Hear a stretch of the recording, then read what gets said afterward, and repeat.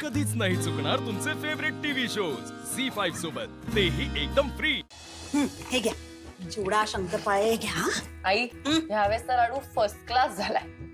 ठेव ठेव, खाली ठेवतो।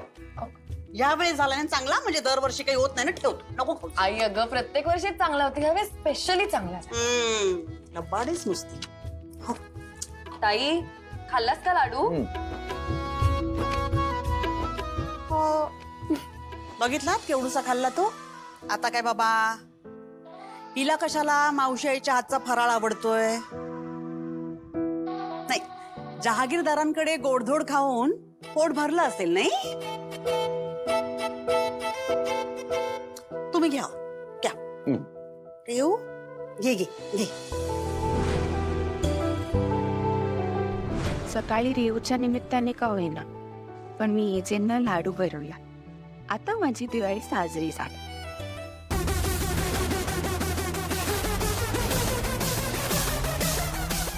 लग्नानंतरची पहिली दिवाळी खूप धूमधडाक्यात साजरी केली असेल ना तू, पण आता तुमच्या आयुष्यातला सगळ्यात मोठा धमाका मी करणार आहे।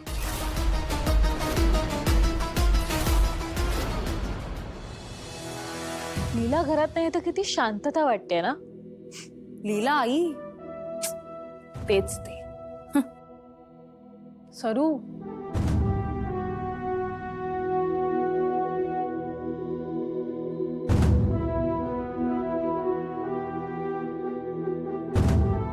सरू काय झालं?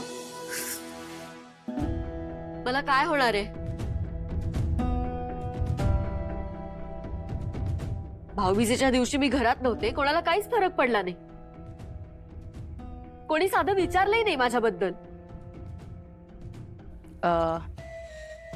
तुम्ही 2 मिनिटं बाहेर थांबता का?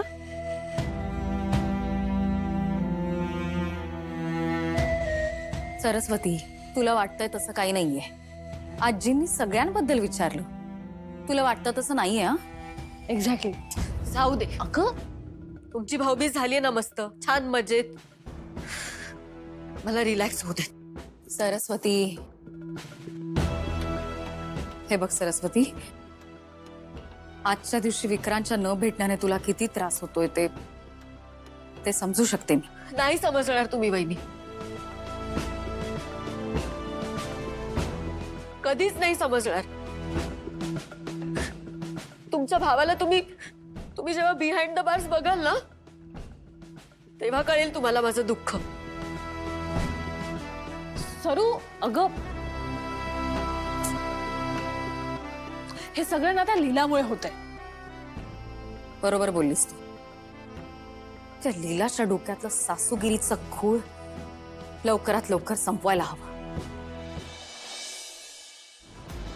लीला हळूहळू का होईना सासरी रमते, याचे खूप चांगले आहेत, लीलाला समजून घेतात।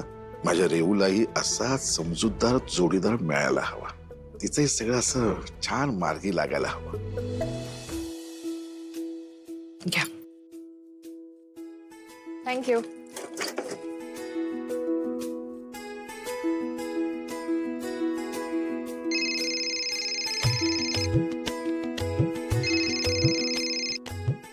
हा बोल बाळा। बाबा, आपण पार्सलला ज्या पिशव्या देतो ना त्या संपत आल्या, तर त्या जरा घेऊन येता का येताना? हो हो आणतो। तू एक काम कर, रेऊला फोन दे, म्हणजे आणखी काय आणायचं असेल ना तर ती सांगेल मला। हा अहो नाही बाबा, ती मैत्रिणीकडे गेलीये, तुम्हीच बघता का? हो ठीक आहे, मी बघतो काय आणायचं ते। हा बरोबर, ठीक आहे, या। यश, अरे ताई समोर काय चाललं होतं तुझं? तिला सगळं कळलं असतं तर? यार आय एम सॉरी, पण लीला वहिनीला काही डाऊट आला नसेल ना? काय माहिती आता, म्हणजे नसेल आला होपफुली डाऊट, हा, पण तशी ताई कूल आहे। हो, पण हा यश, तिला कुठूनही बाहेरून कळण्याआधी आपण तिला जाऊन सांगायला पाहिजे। मला 100% खात्री आहे की आपण दोघांनी जर जाऊन तिला सांगितलं ना तर ती नक्की आपल्याला सपोर्ट करेल।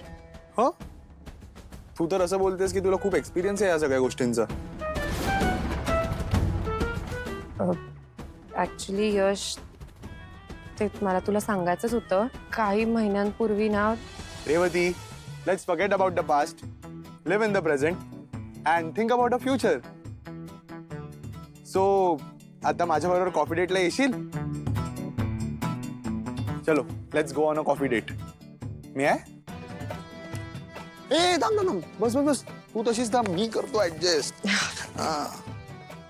तू कितीही टाळलंस तरी तुला विक्रांतबद्दल सगळं कळायलाच हवं यश. काय करू मी, कसं सांगू सगळं?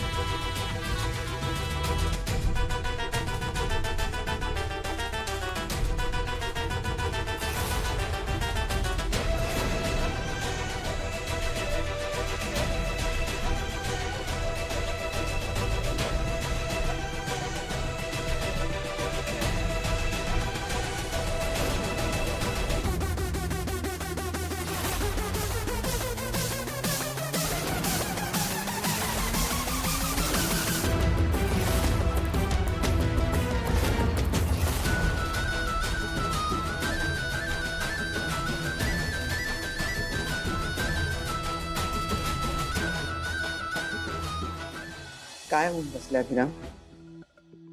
श्वेताला काही झालं तर मग काय करायचं? तिला काही होणार नाही, मी डॉक्टरांशी बोललोय. She'll be fine.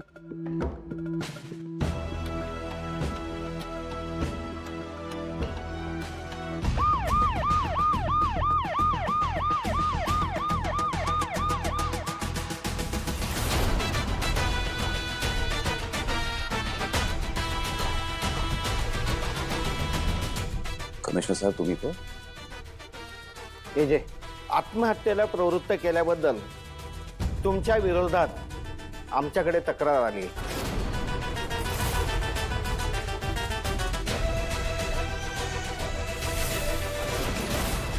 I am sorry sir, आम्हाला कायद्याच्या चौकटीत राहूनच काम करावं लागतं. इथे आम्ही तुमची चौकशी करायला आलो.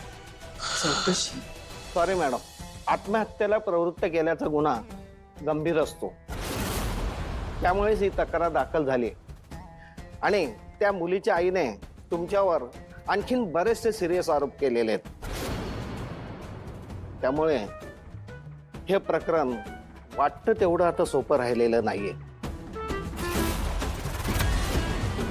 आणि अशा केसेसमध्ये कायदे बायकांच्या बाजूनेच असतात. आणि कोणत्याही स्त्रीवर अन्याय होऊ नये म्हणून हे तयार करण्यात आलेले कठोर कायदे काही मुली चुकीच्या पद्धतीने वापरतात. कमिशनर साहेब, त्या मुलीवर या घरात कुठलाही अन्याय झालेला नाहीये. तिच्यावर कोणीही हात उगारलेला नाहीये, मिसबिहेव केलं नाहीये. ज्या घरात एम्प्लॉईजला इतकी मानाची ट्रीटमेंट दिली जाते, त्या घरात पाहुण्यांना कसं वागवलं जाईल याचा मला चांगलाच अंदाज आहे. डोंट वरी.